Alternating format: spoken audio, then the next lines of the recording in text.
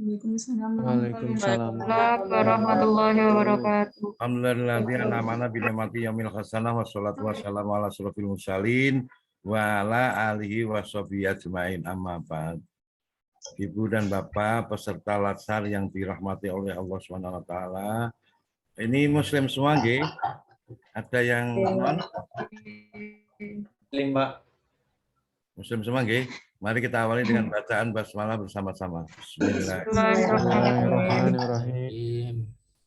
Ibu dan Bapak yang saya hormati, alhamdulillah pada hari ini kita akan memulai untuk dapat bersama-sama selama 22 hari ke depan untuk kita sharing dalam kaitannya dengan tugas kita sebagai bagian dari upaya untuk meneguhkan diri kita masing-masing sesuai dengan peran dan tugas kita, yaitu kaitannya dengan sebagai CPNS dan sebagai nanti berupaya untuk menjadi PNS. Nah, oleh karena itu, Ibu dan Bapak yang saya hormati, pada siang hari ini karena waktunya cukup pendek, hanya 1 jam pertemuan, 45 menit, maka sementara waktu tidak usah kenalan dulu, ya, karena nanti habis waktunya kalau kita akan kenalan malah kehabisan. Kita nanti perkenalannya hari ketiga saja, nggih, nggak apa-apa ya? Oke, Bapak, siap. Oke, Bapak. Baik, Ibu dan Bapak yang saya hormati, kita akan langsung untuk sedikit kita bersama-sama membahas terkait dengan apa yang harus kita lakukan dalam kaitannya dengan tugas kita masing-masing. Baik. Hari ini kita akan memulai, Ibu dan Bapak, pada agenda yang pertama, yaitu agenda sikap dan perilaku bela negara. Nah, ini akan berbeda, Ibu dan Bapak, nanti pada saat klasikal. Jadi pada saat nanti Ibu dan Bapak klasikal di tanggal berapa ya, nanti kira-kira di bulan Desember, ya. Itu nanti agenda 1 ini akan berada di akhir. Itu. Kalau sekarang agenda 1 itu di awal. Tapi pada saat nanti klasikal, agenda 1 ini akan ada di akhir. Untuk apa, Ibu dan Bapak? Seperti ya, kita tidak ibaratkan seperti kendang. Ya, awalnya tertutup, sebelah kanan tertutup, sebelah kiri tertutup. Tengahnya kita tidak ingin kosong sebetulnya. Jadi diawali dengan pembekalan sikap dan perilaku bela negara, tapi juga sikap dan perilaku bela negara. Begitu maksudnya, Bu dan Bapak. Jadi hari ini kita sudah memulai untuk agenda 1 dan nanti pada saat klasikal nanti akan diakhiri juga dengan agenda 1. Itu yang pertama. Yang kedua, Ibu dan Bapak yang saya hormati, dalam agenda 1 ini ada 3 materi, nggih. Ada wawasan kebangsaan, ada analisis isu kontemporer, dan ada kesiapsiagaan bela negara. Gitu, nggih, Bapak Ibu ya. Oke. Apakah 3-3-nya ini sudah dipelajari pada saat MOOC belum? Sudah, Pak. Bagaimana? Sudah semuanya ya? Iya, Bapak. Oke. Sekarang yang menjadi pertanyaan, monggo siapa yang bisa membantu? Mengapa MOOC juga wawasan kebangsaan, analisis isu kontemporer, dan kesiapsiagaan bela negara? Distance learning juga 3 ini. Nanti pada saat klasikal juga materi 3 ini juga. Nah, siapa yang bisa? Kira-kira mengapa? Monggo. Apa materinya bisa sama? Mas Dodi. Iya, Pak. Mungkin karena materi ini menjadi dasar kita, Pak, dalam setiap pembelajaran sih. Oh. Makanya diulang-ulang terus. Gitu ya. Kalau yang biasanya ngulang-ulang itu kan guru TK. Kalau guru TK kan ngulang lagi. Ayo, siapa yang belum? Ulang lagi kan begitu. Gimana Mas Saiful? Mute, mute, mute, mute. Di mute, Mas. Di mute. Nggak kedengeran suaranya. Enggak. Gimana? Mungkin karena para peserta ini diharapkan untuk bisa mampu dan memiliki dan menunjukkan sikap wawasan kebangsaan dalam rangka NKRI. Oh, Jadi luar penting biasa. banget gitu, Pak. Jadi ulang-ulang. Oke, Mbak Nafisa.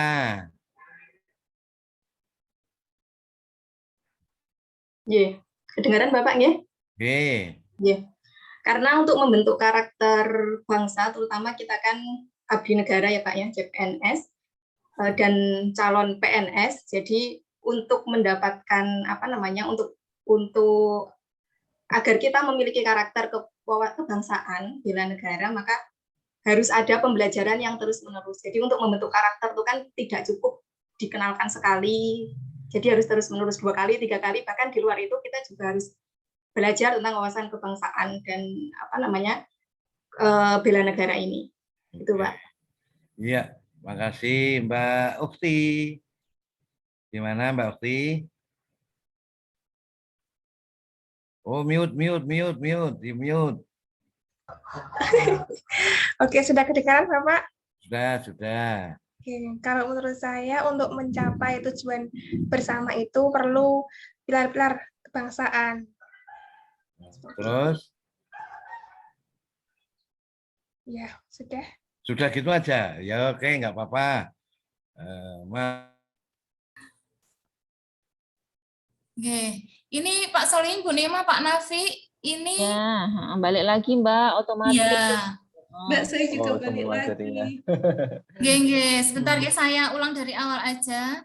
Sebentar. Untuk rekodnya kok juga tidak ada muncul pilihan penyimpanan komputer atau cloud ya, Bu? Terus pilihan apa, Pak? Langsung saja gitu. Biasanya kan mungkin penyimpanan di cloud atau di komputer biasanya. Gitu. Iya, jadi atau tidak. Nggak apa-apa Mas, direkod aja nanti linknya aja yang penting. Oke, monggo. Siapa tadi yang belum tadi? Mas siapa tadi? Halo? Tadi siapa yang akan memberikan tadi? Mas Tri Januar sih. Mas Tri. Iya, Pak. Oke, monggo. Mohon maaf semuanya terlempar itu. Iya. Mungkin sebagai dasar ya Pak, karena saat ini banyak isu-isu kontemporer. Jadi wawasan kebangsaan ini menjadi dasar bagi abdi negara untuk menjaga persatuan kesatuan negara, Pak. Karena salah satu fungsinya dari aparatur sipil negara adalah sebagai perekat persatuan dan kesatuan bangsa, Pak. Oke. Mungkin itu, Pak. Terima kasih, Mas. Mas Tri kok pinter banget itu. Nanti bapaknya namanya siapa ya? Pak catat dulu ya. Ya, Pak. Terima kasih. Ya, Pak. Mbak Isda, monggo masukkan dulu. Ya Pak, mohon izin.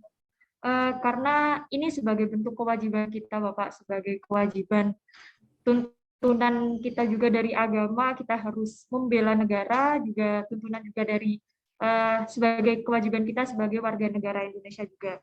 Hal ini untuk kenapa dia harus selalu diulang, karena ini untuk mengingatkan kita, dengan adanya pengulangan itu mengingatkan kita, nanti dengan adanya pengulangan juga kita bisa menghafal. Setelah menghafal akan menjadi kebiasaan kita, bahwa negara itu memang bagian dari diri kita juga. Jadi kita harus belajar itu. Terima kasih, luar biasa ini semuanya ya apa yang tadi telah disampaikan. Baik, Ibu dan Bapak yang saya hormati, jadi begini. Nah, Bapak Ibu sudah belajar MOC semuanya nggih? MOC sudah semuanya ya? Sudah ya? Sudah dibaca. Harapannya Bapak Ibu, ketika Bapak Ibu mempelajari MOC, itu perolehannya, input yang diharapkan itu adalah Bapak Ibu memiliki pemahaman terkait dengan semua substansi yang telah dipelajarinya, termasuk agenda 1, agenda 2, maupun agenda 3. Begitu. Jadi sebetulnya secara teoritis terkait dengan wawasan kebangsaan, isu kontemporer maupun kesiapsiagaan bela negara itu secara konseptual sudah selesai, dianggap selesai. Karena Bapak Ibu sudah mempelajari secara mandiri. Begitu, nggih? Sudah siap ya itu ya semuanya ya, sudah dilalui semuanya. Bahkan nilainya ada yang dapat 100 enggak? Ada yang dapat 100? Mendekati Bapak. Oh, luar biasa itu. Nah, tahap yang sekarang ini Bu dan Bapak itu adalah tahap internalisasi. Jadi pada saat distance learning ini selama 22 hari ini Ibu dan Bapak diharapkan dapat meresapi apa yang telah dipelajari selama MOOC, kemudian menjadi bagian dari diri kita masing-masing, yang harapannya nanti setelah 22 hari selesai dan rancangan aktualisasinya sudah selesai, maka Bapak dan Ibu melakukan aktualisasi. Itu. Jadi sekali lagi, sudah paham Bapak Ibu? Sudah. Wawasan kebangsaan itu apa? Sudah. Wawasan kebangsaan adalah sudut pandang apa Bapak Ibu? Coba. Mbak Lestari coba. Apa wawasan kebangsaan adalah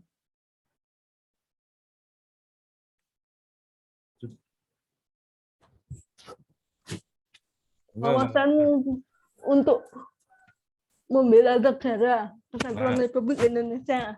Terus apa lagi? Cinta tanah air. Terus apa lagi? Membela. Oke. Mempelajari undang-undang. Oke. Bentar, nanti Mbak Nurul dulu. Apa Mbak Nurul coba? Baik Pak, selamat siang Pak. Salam kenal ya Pak ya. Ya. Iya Pak, kalau menurut saya, seingat saya Pak ya, wawasan kebangsaan. Oh iya nggak apa-apa, seingat tetangga juga boleh. Wawasan kebangsaan itu cara pandang kita tentang ini apa namanya bangsa Indonesia, yang paling utamanya itu misalkan tentang lingkungannya Indonesia itu seperti apa, budayanya, kemudian dasar-dasar negaranya, dan yang paling penting adalah untuk memupuk ini Pak, rasa persatuan bahwa kita adalah bagian dari NKRI. Itu Pak. Oke. Ini seingat saya loh Pak. Iya, nggak apa-apa. Oh, nggak bayar ini kok. Oke, semuanya bagus sudah. Saya pikir nggak ada masalah. Jadi sekarang pertanyaannya adalah bagaimana? Apakah sudah ada di dalam diri kita? Bagaimana cara pandang kita? Ketika ada orang lewat, kemudian membawa barang sambil bungkuk-bungkuk, bagaimana cara pandang kita, sudut pandang kita. Ketika ada persoalan yang ada di lingkungan kita masing-masing, bagaimana cara pandang kita, bagaimana kita memandangnya, sudut pandang kita. Itu kalau sudah terinternalisasi, maka persoalan yang muncul, baik itu isu yang bersifat global, isu yang bersifat nasional, maupun isu yang bersifat lokal atau institusional, itu akan dapat menjadi bagian dari sebuah renungan kita bersama. Oh, ketika di tempat kerja saya, itu tidak memiliki apa-apa karena tempat kerja saya itu di pinggir gunung. Kemudian sinyal juga susah. Terus bagaimana caranya agar masyarakat, terutama para siswa ini tetap bisa belajar? Itu adalah sebuah cara pandang yang diawali dari yang global, persoalan global, persoalan nasional, institusional, maupun nanti terkait dengan jabatan kita masing-masing. Kalau sudut pandangnya itu adalah sudut pandang yang bersifat individual, mau muridnya nggak belajar, kayak mau masyarakat marah-marah, kayak mau seperti apapun, nggak ada masalah. Tapi ketika sudut pandang kita adalah sudut pandang berskala kebangsaan, maka segala sesuatu itu diwujudkan untuk kebaikan bangsa dan negara. Nah, oleh karena itu maka harus ada internalisasi. Kalau sudah terinternalisasi, maka yang diharapkan awal tadi, ini yang muncul apa? Sikap dan perilaku. Begitu. Nanti kita ambil contoh. Mas Arif. Nah, Mas Arif itu sebelum di UIN di mana Mas Arif? Saya sejak lulus S1, S2 di UIN terus, Bapak. Oh, bukan maksudnya sebelum kerja di UIN. Iya, di UIN. Oh, kerja di UIN juga tetap semuanya. Nggih, siap. Oh, mengabdi di UIN. Oke, Mbak Siti Uhtia. Oke, sebelum saya di UIN, saya kerja di IAIN Kudus, Bapak. Nah, sebelumnya kan kerja di IAIN Kudus. Iya. Apakah ada perbedaan di IAIN Kudus dengan di UIN? Mungkin perbedaannya itu tentang kulturnya ya, Pak. Nah, Tentang tetap ada, kebudayaan. nggih, paling tidak ada sebuah perbedaan organisasi satu dengan organisasi yang lain, lembaga satu dengan yang lembaga lain, itu terjadi perbedaan. Itu baru lembaganya. Sekarang orangnya punya beda nggak sudut pandangnya? Mbak Nur, Mbak Fitria Nur, sudut pandangnya beda nggak, Mbak? Beda, Pak. Jadi perbedaan itu akan menyebabkan perbedaan orang, akan menyebabkan juga perbedaan di dalam sudut pandang. Nah, kalau jenengan dulu sebelum di IAIN Salatiga di mana, Mbak? Di SMA 1 Salatiga, Pak. Oh, SMA 1 Salatiga. Iya. Bagaimana menurut jenengan? Beda sekali enggak? Beda, Pak. Kalau saya merasakan beda karena dulu kan saya di perpustakaan SMA sekolah yang dilayani kan siswa. Ya, ya. Sedangkan sekarang kan yang dilayani mahasiswa yang jenjangnya lebih tinggi. Ya, oke, salah satu bukan itunya. Oh, ya. Layanannya ya, Mbak. Sekarang budaya bacanya dulu, budaya baca di SMA dengan budaya baca di perguruan tinggi di IAIN beda enggak? Kan gitu loh. Iya. Sama-sama akan dilayani, tapi budayanya kan beda enggak, Mbak? Beda, Pak. Nah, kan beda, kira-kira apa perbedaannya? Kalau budaya, kalau baca, maksudnya minat bacanya juga lebih banyak yang di sini sih, Pak. Mahasiswanya lebih banyak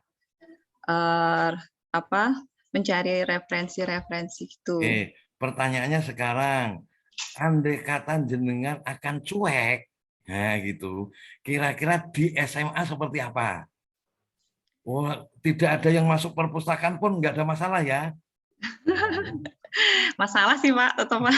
Kalau jenengan sudut pandangnya itu loh, sudut pandang untuk iya. Nah, sama juga ketika di perguruan tinggi juga sama, meskipun banyak yang datang, tapi kalau sudut pandangnya itu adalah, kalau tadi kan karena nggak ada orang malahan, nah ini di sini banyak orang, kalau sudut pandangnya juga sama kan gitu loh, beda budaya tapi sudut pandangnya sama, tetap ada masalah nggak kira-kira? Wah, yang datang tuh banyak, tapi di sini malah cuma main WA sambil kik gitu, gimana kira-kira? Nah, itu nggih. Iya. Gimana? Ya sama-sama nanti mereka mereka juga akan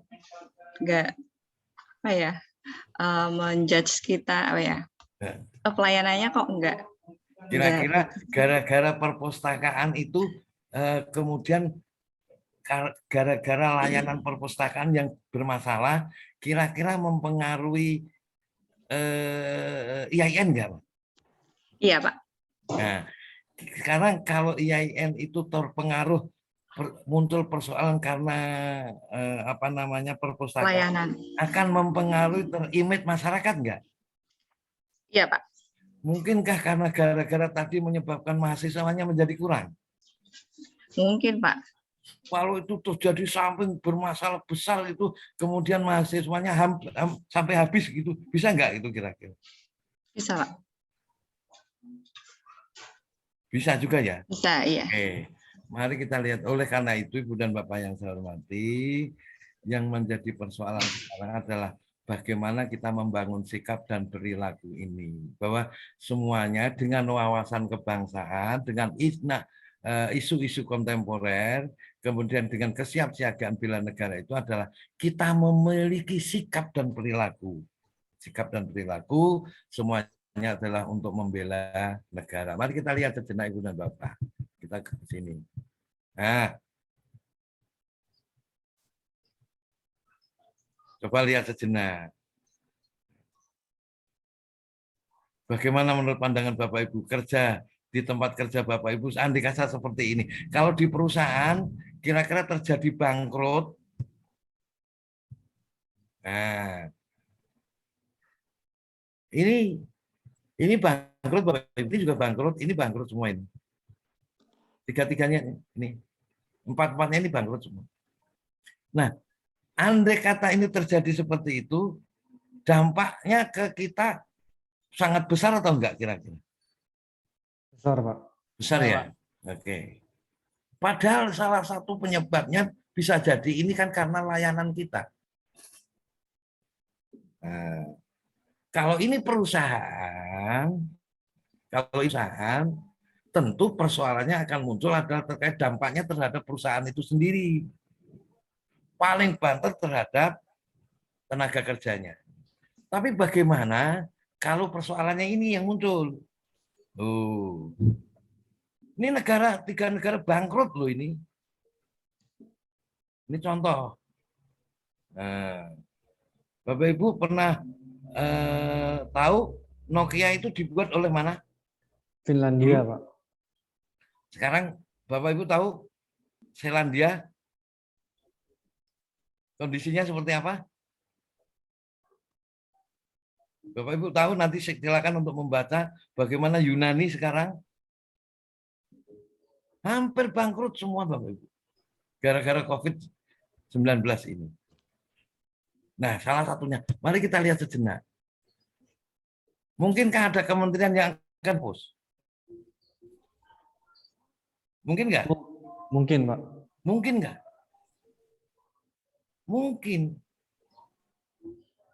Beberapa saat ini, kalau kemarin adalah perusahaan-perusahaan di bawah BUMN. Ini beberapa BUMN juga mau dihapus lagi nih. Mungkinkah nggak ini? Adakah usulan Kementerian Agama dihapus? Ada nggak usulan Kementerian Agama dihapus? Belum ada. Katanya belum ada. Belum ada. Oh, lanjut ketinggalan. Mas Dodi, ketinggalan. Nanti browsing. Kata kuncinya ini loh, Mas.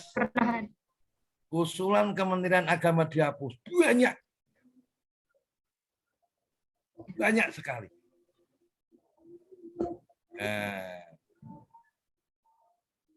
Ini ada guru ya. Ada guru ya. Ada yang guru? Tidak ada? Dosen semua ya? Selain dosen apa? Tendik, Pak. Pustakawan ada, Pak. Pustakawan, apalagi? Tendik, Pak. Apa itu? Apoteker, Pak. Tendik. Apoteker. Tendik, Pak. Tendik, Pak. Tendik itu apa itu? Tenaga pendidikan. Tenaga pendidikan. Oh, maksudnya apa, Bu? Bukan jabatan di SK-nya itu loh. SK-nya dengan apa? Saya pengelola bahan akademik, Pak. Oh. Analis laporan keuangan, Pak. Oh, pengelola bahan akademik. Iya, Pak. Oke, ada lagi siapa? Analis laporan keuangan, Pak. Oh, analis keuangan. Oke, ada lagi? Pustakawan. Program anggaran. Pustakawan. Mas Dodi apa Mas Dodi? Penyusun program anggaran dan pelaporan. Oh, penyusun Perencanaan, Pak. ya di perencanaan sebenarnya itu bagian dari keuangan ya Mas ya itu ya. Oke. Oke. Ada yang fungsional lagi yang lain selain itu? Enggak ada ya? Oke. Baik. Saya ambil contoh Mas sekarang. Yang dosen banyak ya? Ada, Pak. Oke. Siapa yang dosen? Pak. Siapa? Saiful, Pak. Mas Saiful. Bantu saya dijawab Mas Saiful. Dan tugasnya di mana? Saya di Bantul, Pak. Tugasnya di mana di Bantul? Oh, tugasnya di UIN. UIN Suka. UIN Suka. Saya tanya Mas, sekarang dengan dosen ya. Siap. Oke. Ada Universitas Islam Negeri kan? Oke. Ada Universitas Islam Indonesia. Siap. Sama-sama UI ya. Ya. Pertanyaannya bedanya apa Mas? UI N karo UII. Siap. Apa bedanya? Kalau yang jelas ya, kalau UII kan di bawah dia swasta ya Pak ya, bukan negeri. Saya penekanannya di UI-nya tadi loh Mas. Oh siap. Oke, sebentar saya akan berikan contoh. Apakah lulusan ekonomi UI dengan lulusan Fakultas Ekonomi UIN beda? Beda Pak. Bedanya apa? Ya maksudnya kan kalau secara mungkin akreditasi mungkin sama ya karena ukurannya kan itu. Tapi secara mungkin kelembagaan mungkin berbeda karena mereka mungkin teman-teman di Saya tanya lulusannya loh Mas. Oh sama Pak kalau sama ijazahnya Pak. Sama. Teman Mas sama. Sekarang dengan dosen ditanya. Kalau atas nama undang-undang sama-sama UIN dan UII, yang satu dikelola Kemendikbud, yang satu dikelola Kemenang. Kalau atas nama undang-undang didadek ke siji ya Mas? Ayo. Kan sama. Sama Pak. Nah iya, kalau sama kenapa pengelolanya dua? Nah, ayo. Nah, mungkin karena amanah dulu pendiri bangsa bahwa negara Indonesia harus ada Kementerian Agama gitu mungkin Pak. Soalnya kan bukan kita di Kementerian Agamanya, tapi persoalannya tadi, wong sama-sama hasilnya sama kok dikelola beda. Bisa dipahami nggih? Ya Pak. Oke, satu. Kedua, lulusan Universitas Islam dengan universitas yang lain yang bukan Islam kaitan dengan lulusan ekonomi, kedokteran dan sebagainya sejenis, kira-kira sama nggak Mas aslinya? Sama Pak. Sama. Nah, nanti kalau ditanyakan seperti itu salah satunya, ya sudah, demi tegaknya undang-undang, karena di dalam undang-undang Sisdiknas itu adalah menteri yang mengurusi pendidikan adalah menteri pendidikan. Tidak ada yang menteri yang mengurusi pendidikan adalah menteri agama, nggak ada. Nah, kalau atas nama undang-undang terus seperti itu gimana, Mas? Mau jenengan? Ya, gimana ya, Pak ya? Ayo. Jenengan orang UIN loh. Iya. Ya saya tanya, mau jenengan? Ayo. Mau nggak ya? Ya.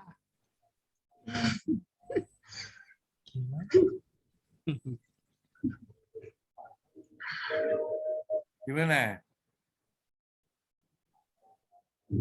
Ini kaitannya nanti pertanyaan ini kan sampai pada pertanyaan bagaimana kalau Kementerian Agama dihapus? Hanya karena salah satunya itu sudut pandang, Mas. Iya.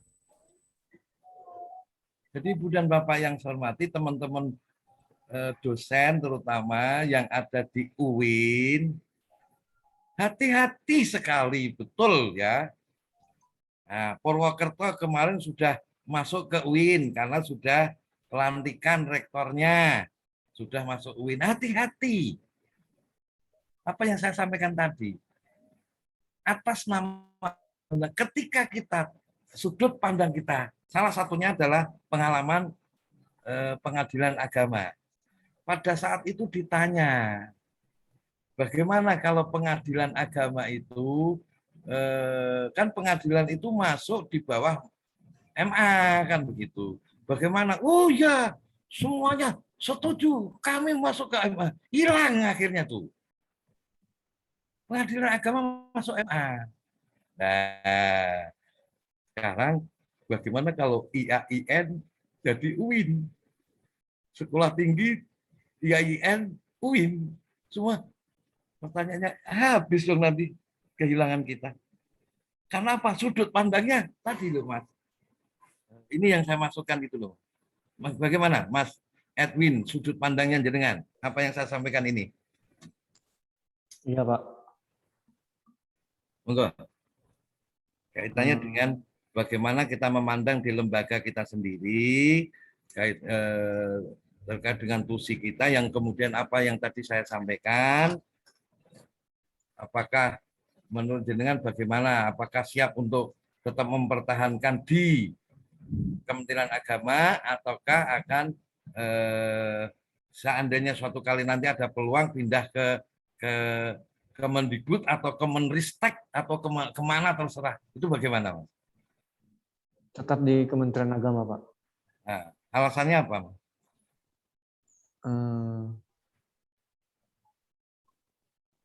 Mungkin karena walaupun universitas, tapi bidang bidang pendidikannya terkait dengan agama, Pak. Berani seperti itu.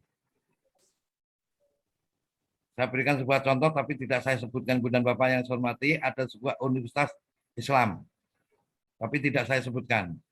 Dulunya PAI-nya itu luar biasa besar. Ketika membuka kedokteran, ketika dia membuka fakultas umum, lama-kelamaan jurusan tarbiyah, salah satunya PAI, mencari mahasiswa saja kesulitan. Nah, bagaimana menurut dengan Mas Tri? Iya, Pak. Ya mungkin tetap harus dengan identitas di bawah naungan Kementerian Agama ya, Pak. Pertanyaannya ketika saya tanyakan tadi, apa bedanya? Identitas apa yang dikembangkan terkait dengan tadi?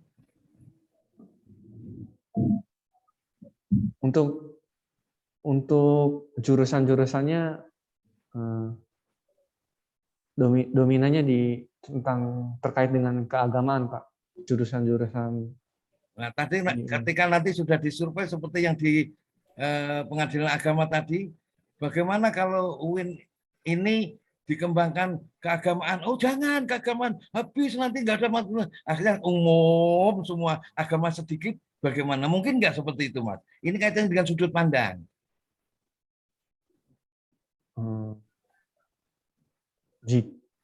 Kemungkinan ada sih, Pak. Oke. Jadi Bapak Ibu yang saya hormati, nah sudut pandang Bapak Ibu akan mempengaruhi terkait dengan kinerja kita.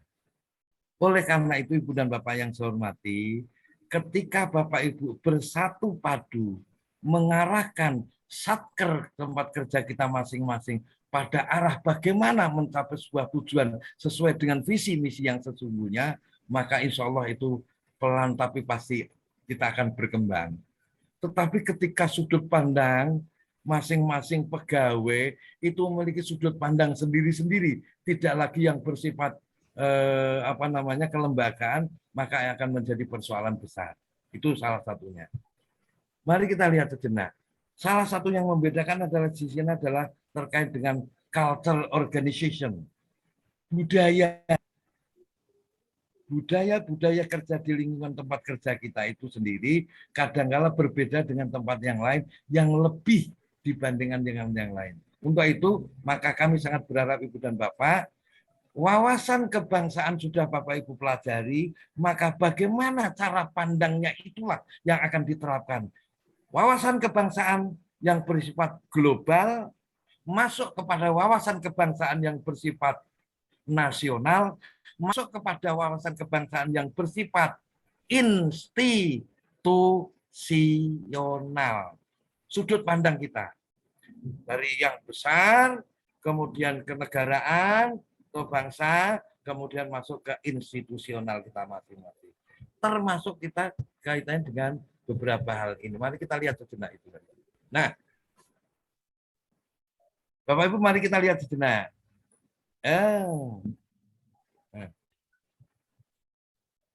Allah.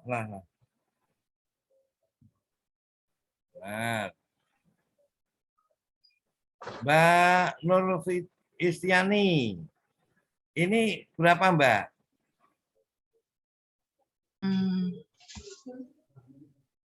Bentar Pak. Baloknya itu berapa baloknya? Kalau dilihat dari yang sebelah kiri 4, kalau yang kanan 3 Pak. Loh, kenapa bisa beda? Karena cara pandang orang kan beda-beda Pak. Oh. Gimana Mas Dodi? Angka yang bawahnya itu, angka itu. Kenapa bisa beda? Kan wujudnya satu. Ya. Gimana? Beda karena lihat dari atas atau dari bawah. Oh, dari atas. Kalau dari sebelah kanan kan 9, kalau dari kiri 6. Kalau nggak ada lanjutannya, kalau ada lanjutannya yang jelas kayak di kanan ada 7 atau di atasnya ada 5. Gitu. Kalau Mbak cuma Ida, oke, Mas Dodi. Mbak Ida. Oke, Bapak. Kucing kakinya berapa? 4. Depan berapa? Oh iya, depan 2, Pak. Belakang? 2. Sebelah kanan? Sebelah kanan 2. Sebelah kiri? 2, Bapak. Berarti jumlahnya berapa? 4. Kucing itu kakinya 3, Mbak. Kok 3, Pak? Ya, kalau kucing mau nyebrang, yang satu untuk ngeplang. Mau belok kanan itu.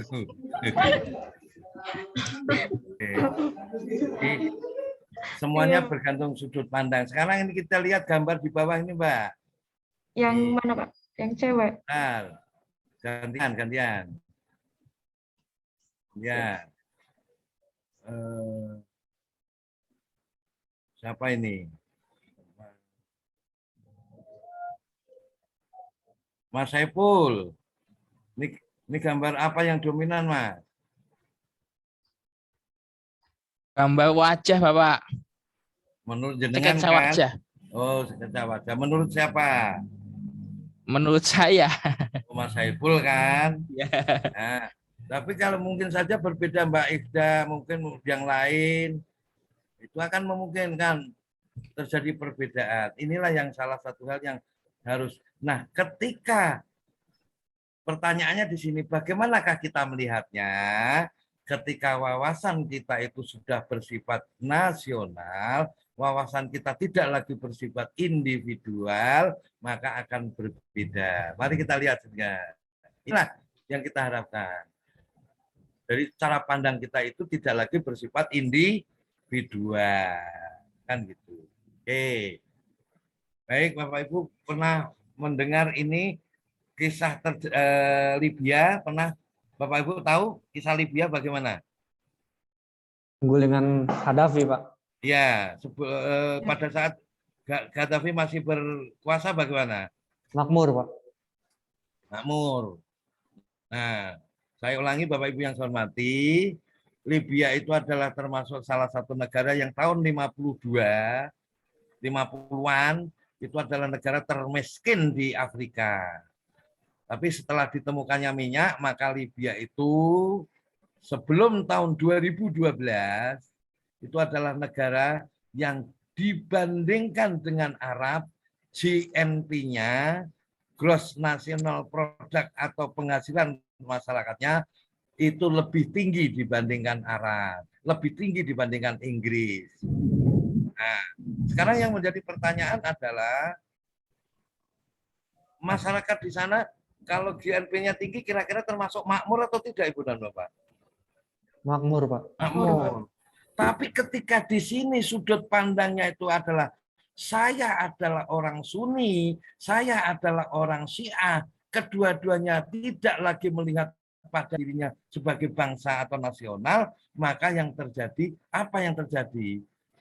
Dilihat oleh orang lain, dihancurkan oleh orang lain. Terjadilah perang saudara antara Syiah dengan Sunni. Karena sudut pandang tadi. Sehingga yang terjadi apa? Hancur, berkeping-keping. Tidak lagi seperti dulu. Sekarang terpuruk itu di Libya. Nah, oleh karena itu, mari kita lihat sejenak Ibu dan Bapak. Ini juga sama. Bangsa Indonesia itu juga dibuat rebutan seperti itu. Nah, termasuk nanti diantaranya Ibu dan Bapak, bagaimana yang ada di lingkungan kita masing-masing. Nah, ini tidak saya sebutkan di kampus mana. Kampus saja begitu, Bapak Ibu. Nah, ini tidak saya sebutkan di mana. Tapi ini terjadi. Nah, sekarang pertanyaannya, apa ini Bapak Ibu? Ayo, ini apa ini? Moral. Moral. Nah, sekarang kan tinggal sudut pandangnya Bapak Ibu. Ketika moral ini dilihat dari satu sisi tertentu, maka menjadi bagian yang indah. Tapi ketika dilihat itu dalam bingkainya adalah bingkai yang bersifat politis, menjadi persoalan besar. Nah, inilah yang kita harapkan Ibu dan Bapak, bahwa semuanya akan memiliki sebuah sudut pandang, memiliki wawasan, upaya itu cara pandang yang bersifat nasional. Tidak lagi bersifat individual. Mari kita lihat sejenak. Nah, ini yang sekarang terjadi Ibu dan Bapak. Bagaimana dengan melihat ini? Ini apa ini? Virus. Persebaran Pandemi Ini COVID. bagaimana dengan melihat ini? Ada kan sekarang lagi yang jadi masalah ini Bapak Ibu? Ada. Apa ini? Taliban di Afghanistan, Pak. Afghanistan. Nah, kekhawatiran apa namanya efek Taliban. Nah, ini apa Bapak Ibu? Dampak dari COVID ini. COVID. Nah, ini apa nih Bapak Ibu? Dampak Ya. COVID. Resesi, Pak. Ya, resesi ekonomi. Ini apa ini? Kemiskinan, kelaparan. Pengangguran, nggih. Pengangguran. Nah, sekarang pertanyaannya, termasuk ini apa yang sekarang sedang bermasalah ini, Bapak Ibu? Apa? Amandemen. Nah, isu-isu ini bersifat lokal, bersifat nasional maupun bersifat internasional ini bergantung sudut pandang kita. Nah, sekarang kita lihat ini. Apa ini Bapak Ibu? Isu yang ada di hadapan dengan tadi pagi juga menghadapi ini. Ada yang menghadapi ini tadi pagi. Apa isu ini? Ayo. Ada enggak yang masuk kategori ini tadi? Apa ini? Kesulitan menggunakan teknologi. Oh, kesulitan menggunakan teknologi. Mau masuk di PLC aja kesulitan. Iya, Bapak. Nah, itu salah satu contoh. Nah, sekarang bagaimana seperti ini yang terjadi?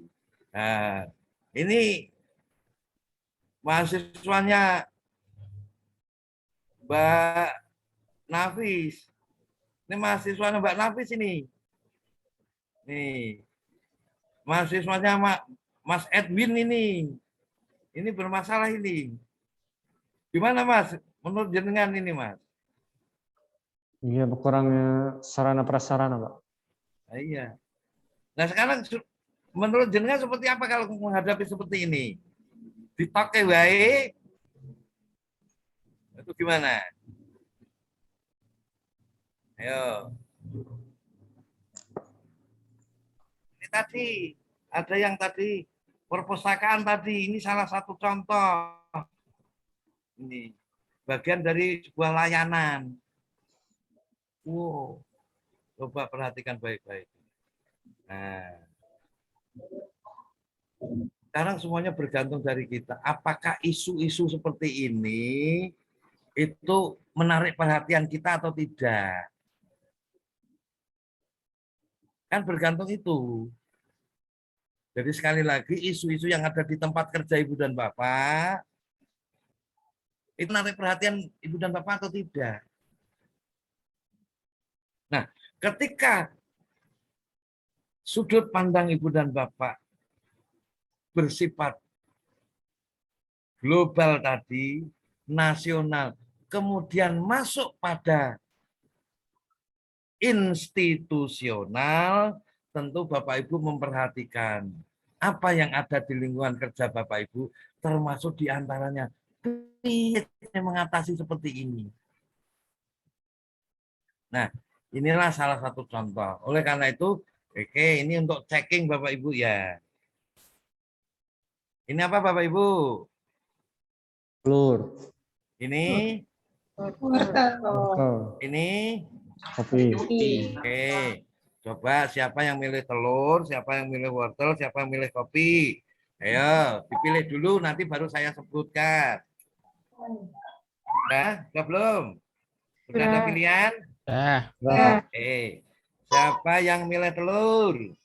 Saya, Pak. Saya, Pak. Satu, siapa? Iya, Bapak. Satu-satu dong. Satu. Ayo, sebut satu. Siti Okhtia Zulfa. Dua.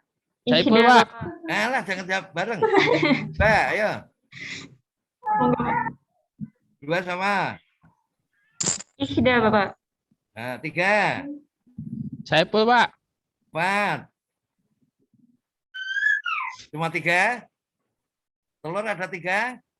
Ada tambahan enggak? Tidak ada. Telur tiga. Siapa yang milih wortel? Rahayu, Pak. Satu, Rahayu. Dua. Fitri Yanuristiani, Pak. Tiga. Hafiz, Pak. Empat. Oh, tiga. Berarti 6. Siapa yang milih kopi? Nurul, Pak. Satu. Dua. Edwin, Pak. Tiga. Dodi. Empat. Nah, oke. Jadi 50-50 ya. 3-3-3. Jangan tersinggung kalau nanti saya menyampaikan ya. Ya, Bapak. Tidak ada salah dan benar. Tetapi ini sebuah pilihan, Pak. Nah, mau pakai kacamata hijau atau kuning atau biru itu enggak ada masalah. Itu kaitannya dengan pilihan. Milih wortel ya boleh, milih telur ya boleh, milih kopi ya boleh. Oke. Sekarang, baik, mari kita lihat sejenak. Tadi yang milih telur 3, yang milih wortel 3, yang memilih kopi 3. Oke. Sekarang, sifat telur itu kita panasi dulu aja. Telur dipanasi, wortel dipanasi, kopi dipanasi. Berubah enggak sifat telur? Berubah. Dari apa menjadi apa? Dari cair menjadi padat. Air menjadi padat. Terus kalau apa namanya wortel? Wortel apa? Berubah apa? Padat menjadi cair. Padat dari keras menjadi lunak. Oke. Jadi oke. Sudah pilihannya itu ya. Tadi dari cair menjadi padat, dari keras menjadi lunak. Mari kita lihat sejenak. Nah, siapa yang milih ini? Ayo. Oke, kita lanjut sekarang.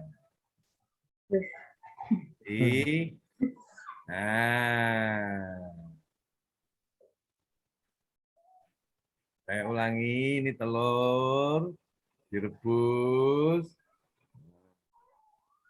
Apa yang terjadi? Dari lunak menjadi keras. Nah, bergantung dari sikap sudut pandang jenengan. Sebelum jadi PNS, masih CPNS, itu lunak sekali. Nah, ketika mendapatkan tugas dari pimpinan, siap Bapak. Itu Mbak Nafis begitu. kampus, siap Bapak. Nah, tapi giliran sudah PNS, nah berubah sikapnya. Saya kan udah PNS, Pak. Sesuai dengan tugas dong. Nah, terjadi perubahan sikap dan perilaku. Nah, dari lunak menjadi keras. Sekarang apa-apa itu susah. Semuanya serba susah. Karena apa? Dari lunak menjadi keras. Umpamanya begitu. Nah, Mbak Nafis gitu enggak ya? Enggak ya? Insya Allah betul, Pak. Oh, tadi yang milih siapa ya? Saya ada alasan tersendiri, Pak, tadi milihnya, Pak. Bukan Nah, karena gantian sekarang. Yang milih itu adalah Willy wortel, yaitu dari kelas menjadi lunak. Waktu CPNS itu, idealis sekali. Berangkat juga jam 6:30 itu sudah nyampe pokoknya. Nah, giliran jadi PNS jam 9 baru sampai kantor. Ditanya, kenapa? Ah, yang penting kan berangkat. Kan gitu loh. Tuh. Nah, ini sudut pandang Bapak Ibu. Bagaimana Mas Edwin? Ya, Pak. Mana Mas Edwin? Iya, Pak. Ya, Pak. Tadi filosofi tadi gimana? Jangan pilih wortel ya tadi ya? Kopi, Pak. Oh, kopi. Kopi, Pak. Kopi ya? Iya, Pak. Oke. Jadi kopi itu dari awal sampai akhir itu sama. Sebelum PNS, tetap PNS, ya tetap saja tidak mengalami perubahan dan tetap untuk bangsa dan negara. Itu salah satu contoh. Nah, saya berharap mudah-mudahan nanti semuanya yang ada di sini jadi ingat. Nanti kalau begini-begini, ayo kopi. Gitu, bisa mau gini, ayo wortel ya. Pilihannya wortel ya, kan gitu. Nah, nanti Mbak Fadriyah juga sama. Mau gini-gini ingat, wah ini termasuk saya mau termasuk kelompok telur nih kalau begini ini kan begitu. Jadi ingat terus. Mudah-mudahan nanti menjadi pengingat kita bersama. Gimana Mas Saiful? Pandangannya tadi? Enggak. Iya. Ya itu kan maksudnya kan jadi kita tahu Pak, maksudnya kan bahwa sebelum dan sesudah itu harusnya lebih meningkat, artinya lebih baik gitu loh. Bukan seperti apa tadinya yang lemah jadi keras atau keras jadi lunak, tapi ya harus menjadi lebih baik daripada yang lebih baik gitu Pak. Ya, itu paling tidak itu sehingga nanti jenengan tahu bagaimana nanti kan teringat terus kan Mas? Kira-kira akan teringat nggak Mas nanti? Nggih, Pak. Mas Jody gimana? Oh, nggih. Mas Jody gimana? Akan teringat nggak nanti kira-kira? Masuk grup nanti ingat.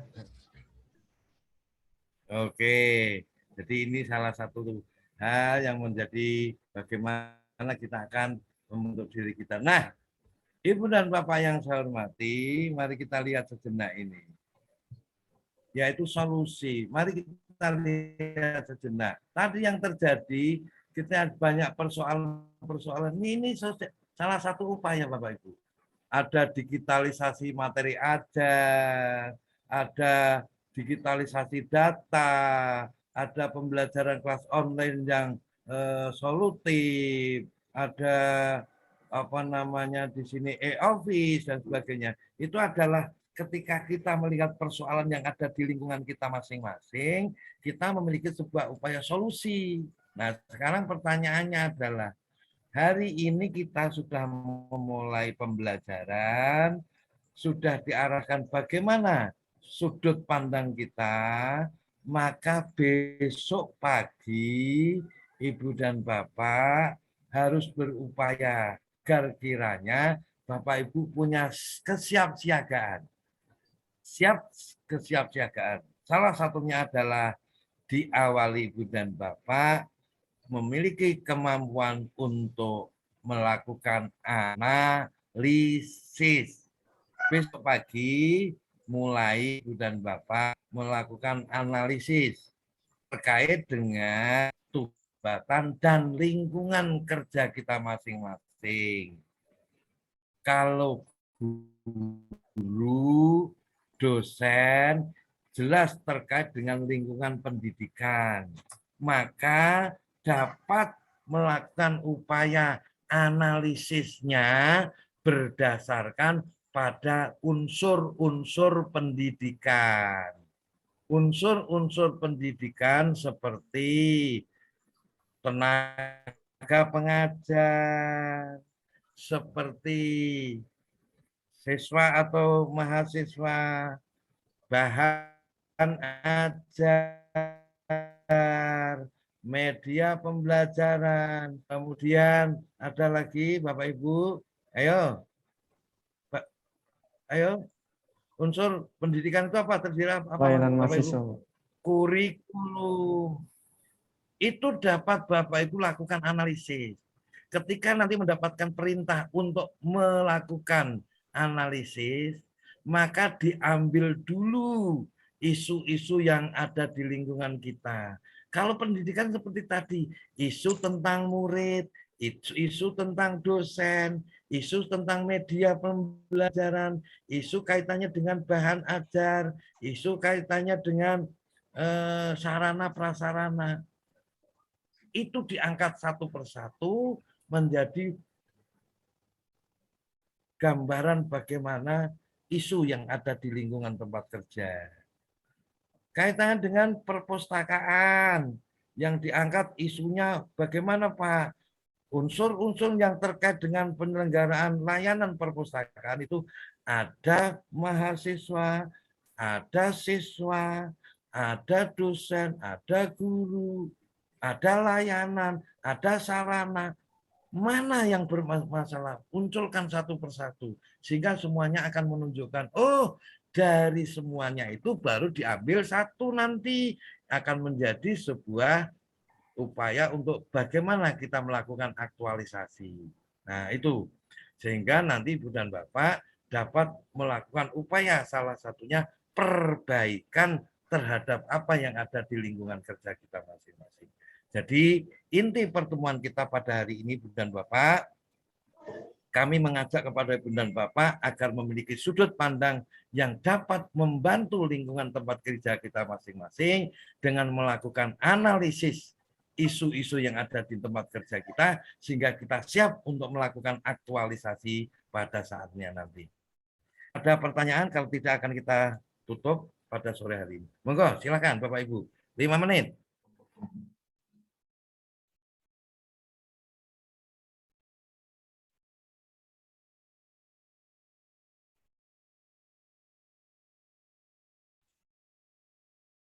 Ya, Bapak Ibu, waktunya sudah habis. Silakan dilanjutkan pada pembelajaran asinkronus via LMS. Sebentar, belum diakhiri ini Pak. Masuk dulu sebentar Pak Nur. Ketiga tadi. Masih sedikit diskusi. Ada pertanyaan Bapak Ibu? Kalau tidak, monggo. Kelompok 3. Silakan. Tidak ada. Ya Bapak, sebentar. Oke. Nah, jauh. Berarti tugas kita hari ini adalah mengerjakan tugas yang dari BLC itu yang bentuknya Word itu, ya? Oke. Itu dikerjakan, terus kemudian nanti pengirimannya ke grup dulu atau kemana Bapak? Di situ juga, kan ada itu nanti dengan tinggal ngupload di situ bisa. Diunggah di situ bisa. Oke. Oke, mau terusin Bapak. Oke. Oke, ada pertanyaan lagi? Untuk batas pengiriman itu sampai kapan ya Pak? Usahakan setiap hari, karena ada tugas setiap hari, maka usahakan untuk tidak menunda. Saya berikan contoh, bisa jadi nanti hari ini tugasnya agak ringan, tapi besok membuat video. Nah, ketika Bapak Ibu hari ini itu menunda, maka besoknya digunakan habis untuk membuat video, menyebabkan 2 hari hanya tugas satu yang akan di upload. Yang menyebabkan salah satunya adalah di sana tidak ada bahan yang akan dinilai, yang menyebabkan tertunda tersebut. Kalau nanti hal ini terjadi menyebabkan salah satunya muncul ada menu untuk nilai yang tidak ada nilainya nanti untuk penilaian itu. Monggo. Jadi harapan kita adalah setiap hari mengerjakan sesuai dengan tugas yang kita berikan. Ngoten, Bapak Ibu? Ada lagi? Cukup, oke. Kalau cukup kita akhiri. Sedikit yang dapat kami sampaikan, kita akan berjumpa lagi 3 hari ke depan. Kurang dan lebihnya mohon maaf. Bila taufiq wal hidayah. Assalamualaikum warahmatullahi wabarakatuh. Waalaikumsalam. Waalaikumsalam warahmatullahi wabarakatuh. Terima kasih Bapak.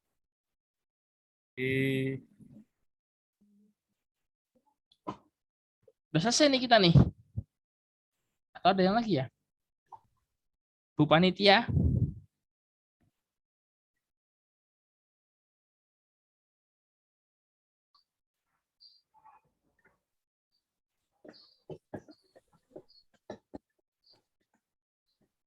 Sudah ya, berarti ya. Oke, gimana Bapak Ibu?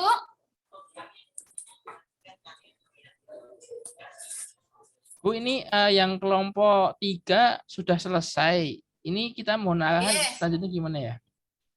Oke, sudah selesai. Silakan leave Zoom meeting. Sampai berjumpa lagi di Zoom meeting berikutnya. Nanti akan diinfo oleh panitia di grup. Oke, ngoten silakan boleh meninggalkan Zoom. Oh iya. Terima kasih Bu, izin pamit Bu. Assalamualaikum. Waalaikumsalam warahmatullahi wabarakatuh.